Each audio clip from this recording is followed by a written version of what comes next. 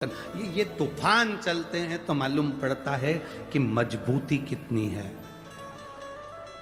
कश्ती और हस्ती, कौन कौन? कश्ती नाव, कश्ती और हस्ती का पता तूफान में चलता है।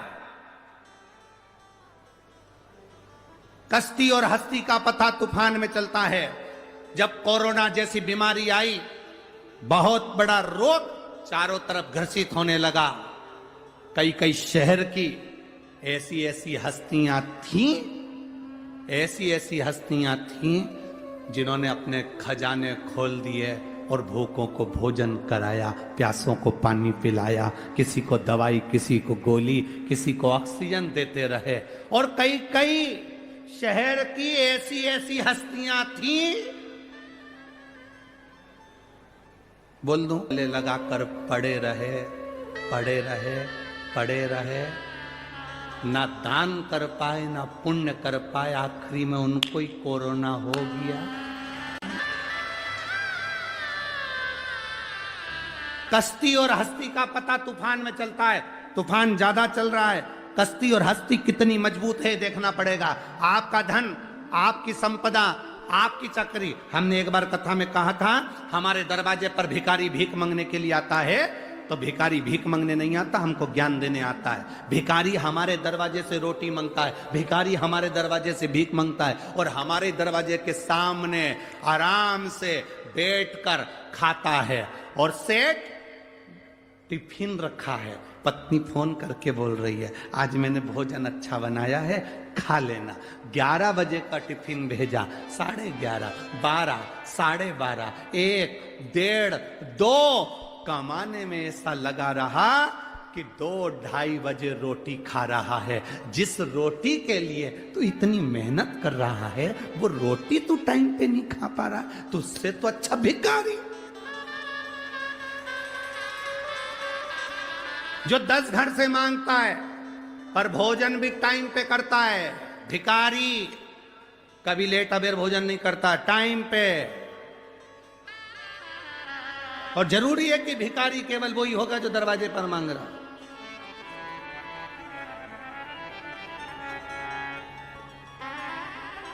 भिखारी की 4 वैरायटी हैं, अलग अलग वैरायटी के भिखारी होते हैं। एक लड़का लड़की को ब्याहने के लिए गया, दरवाजे पे जाके खड़ा हो गया, दोस्तों ने कह दिया लड़की का बाप तेरे को गाड़ी देगा, बिना गाड़ी के तू मंडप के अंदर जाना ही मत। ये उच्च क्वालिटी के भिखारी है। तू मंडप के अंदर मत जाना जब तक तेरे को गाड़ी नहीं मिले। बाप से कहा कि मैं अंदर जब जाऊंगा जब मुझे गाड़ी दोगे 4 व्हीलर, तो मैं तुम्हारी लड़की से शादी करूंगा। बाप ने बेटी को देखा, बेटी ने बाप को देखा, कोई बात नहीं। पिता ने जमाई को, दामाद को 4 व्हीलर गाड़ी दे दी। बेटी गाड़ी में बैठकर घूमने चली, चौराया आया, दरवाजे पर गाड़ी का कांच बजाया। भिखारी ने, बेटी ने कांच नीचे करा, पर्स खोला, उसमें से 5 रुपए, 10 रुपए, 2 रुपए निकाल कर दिया।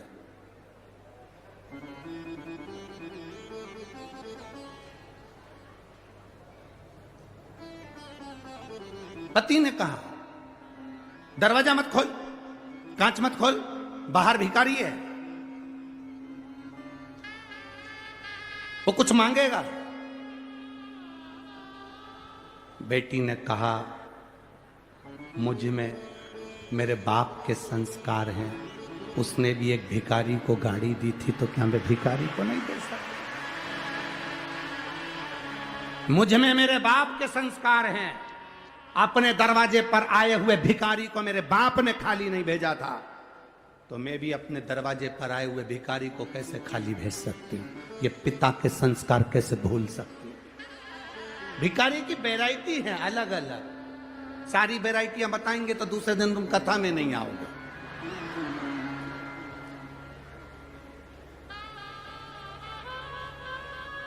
एक लड़की के घर से मांगा हुआ धन बहुत दिन तक नहीं चलता। माँ बाप अपने बेटे की शादी करें तो लड़की वालों के यहां जाकर इतना जरूर कहें कि हमें तुम्हारे घर से पैसा, धन, गाड़ी, बंगला नहीं चाहिए, और अपनी बेटी जो देना ना, उसको इतना संस्कार देकर भेजना कि घर के बुजुर्गों का आदर करे, बड़ों का सम्मान करे, सत्कार करे। धन से मूलता नहीं होती है। कार वाली बहू नहीं, संस्कार वाली बहू लेकर आओगे तो जिंदगी की सार्थकता सिद्ध हो जाएगी आपकी। बड़े बड़े लोग बहुत धन की ओर आसक्त होते हैं। हम पहले भी निवेदन करें, वाकर, लाकर और साकल, जम के बोलो 3 चीजों के नाम, वाकर, लॉकर और साकल। साकल मतलब वो कुत्ता को जो बांधते हैं ना, साकल। वाकर मतलब जानते हो, पकड़ के जो चलते हैं बुढ़ापे।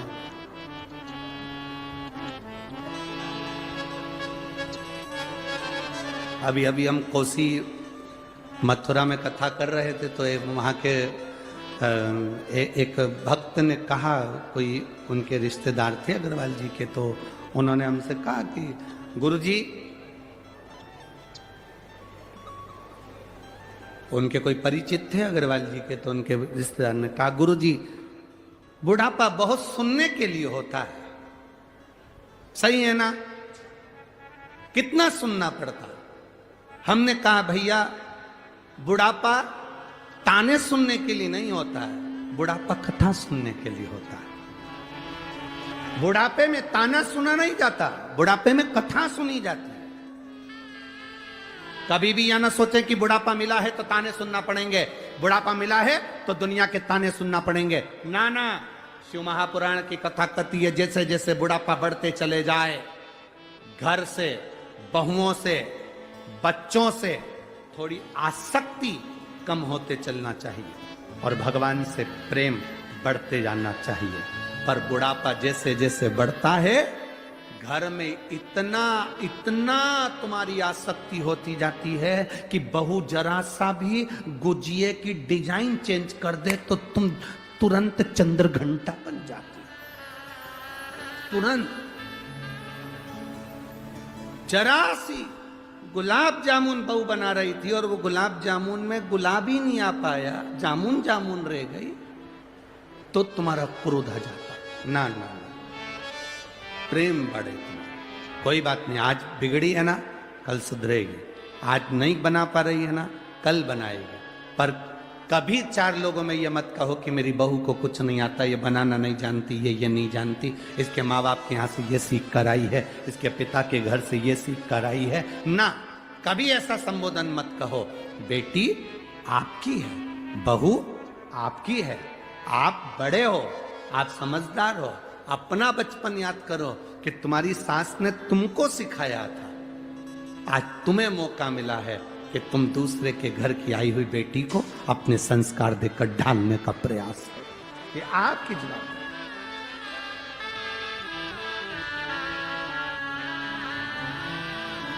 जो नहीं समझ पाता उसकी जिंदगी में फिर वो बल नहीं आ पाता। एक सास ने बहू से कहा, बहू जा हंडे में छाछ रखी है, बिलो ले उसको, दही को।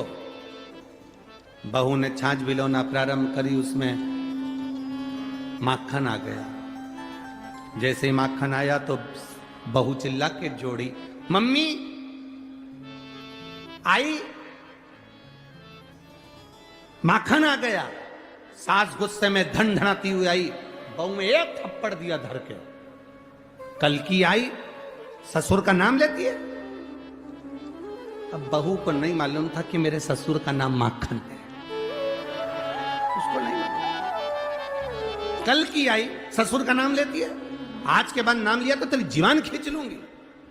2 महीने के बाद मलाई फिर तैयार हो गई, बहू फिर बिलोने बैठी, फिर माखन आ गया।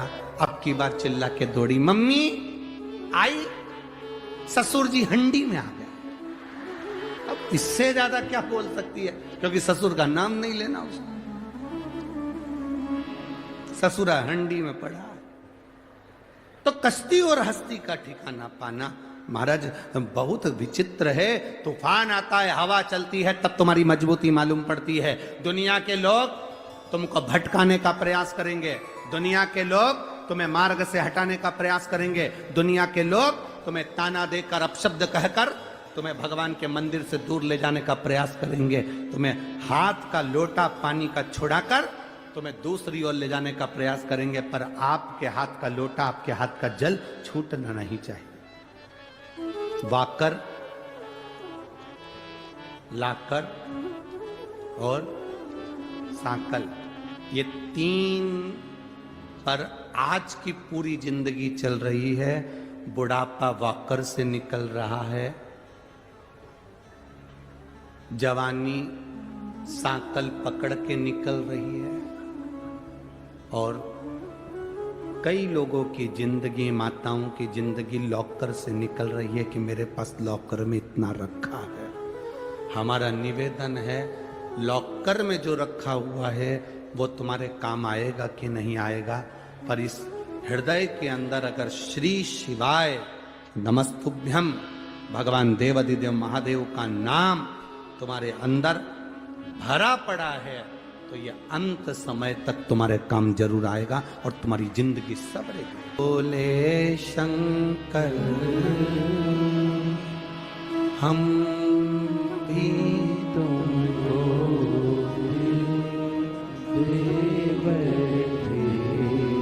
गम पहले से कम तो न थे, एक मुसीबत ले बैठे। भगवान शिव से जितने दिल लगा लिया, भगवान शंकर से जिसने मन लगा लिया, फिर वो भटका नहीं। पत्र में इस बहन ने लिखा,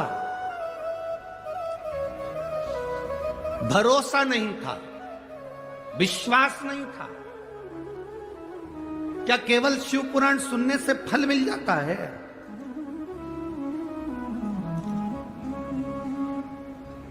ए धुलिया वालों, 5 दिन की शिव पुराण है। भंडारा कराने वाले, बिस्कुट बांटने वाले, पानी बांटने वाले, मुंह झूठा कराने वाले, आप अपनी डायरी छोटी सी लो, उस छोटी सी डायरी में तारीख दिन लिखो और लिखो 5 रुपए का पानी का पाउच पिलाया कथा में, शिव पुराण में इतनी तारीख को। 3 महीना नहीं, अब तो हम 3 महीना भी नहीं कहते, 1.5 महीना इंतजार करना। वो पानी का पाउच का 1000 गुना होता है कि नहीं होता? देखिए, पहले कहते थे 3 महीना इंतजार करो, अब तो हम कहते हैं जो पंडाल में बैठकर शिव महापुराण की कथा सुनता है, दिल से सुनी है। हाँ, विघ्न आएंगे, तकलीफें आएगी, बाजू वाली बोलेगी भी बहुत, कभी कभी कोनी भी मार देगी, कभी कभी उठकर जाएगी भी, आरती नहीं होगी उससे पहले भागने का प्रयास करेगी, तुम्हारे सामने से निकलेगी, तुम्हारी कथा में विघ्न डालेगी। उस समय पर उस सिर पे पल्लू रखकर उसके पांव पड़कर कह देना, तेरे हाथ जोड़ो, 5 दिन की कथा मिली है, मुझे झोली भर कर ले लेने दे, ये फिर मिले ना मिले, ये मेरी जिंदगी के साथ मिली है।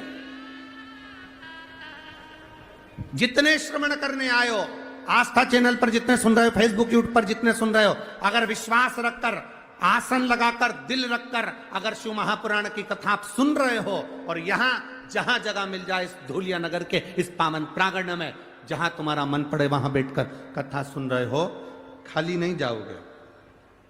तो क्या देगा? हम तो कहेंगे 3 महीना नहीं, 19 को समापन है, 21 से 25 नासिक में ही है, तुम्हारा पत्र वहां पहुंचेगा, ये पक्का है। दिल से जिसने श्रवण करी है, एक मन से इस भाव